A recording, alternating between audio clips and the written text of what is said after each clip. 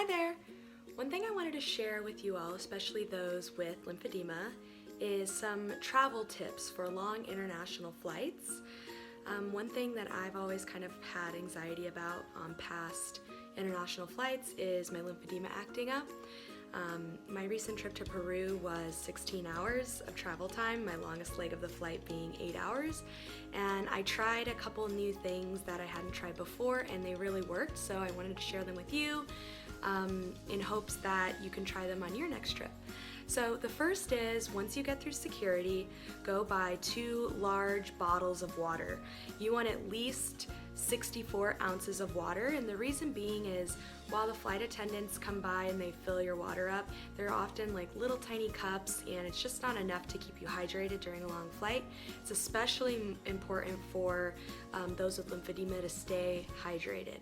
So what I did on my flight is I would drink a lot of water, take a nap, wake up, use the restroom, and as soon as I sat back down, I drank a bunch more water before going back to sleep. Which brings me kind of to my 1.5 tip, which is having an aisle seat. So you want to make sure that you have an aisle seat so that you're able to just unbuckle your seatbelt and get up and go to the restroom. You don't want to feel like hindered or embarrassed to keep asking your neighbor to get up. So I really recommend getting an aisle seat. The second tip is BYOS, so bring your own snacks. One of the worst things for your lymphatic system is sodium and tons of sugar. And what do airline meals have in them? Lots of sodium, preservatives, and sugar. So I like to bring my own snacks on long flights, granola bars, dried fruit, some non-salted nuts, unsalted nuts, anything in that spectrum that will keep you full but also doesn't clog up your lymphatic system.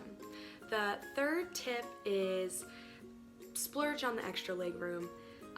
Especially on your longest leg of your flight, you want to be able to pump your legs under the seat in front of you and just have enough room to feel like you can move a little bit. For your personal item that you're bringing that you normally put under the seat in front of you, just make sure it's really small, like a really small purse. I wouldn't recommend bringing a big backpack that you'd have to put under the seat in front of you, because then it just means that you have less leg room. Especially if you have lymphedema in your legs. So those are my tips for you guys. Let me know if you have any tips that you want to share, anything that you've found successful on past trips. And yeah, thanks for watching and safe travels out there.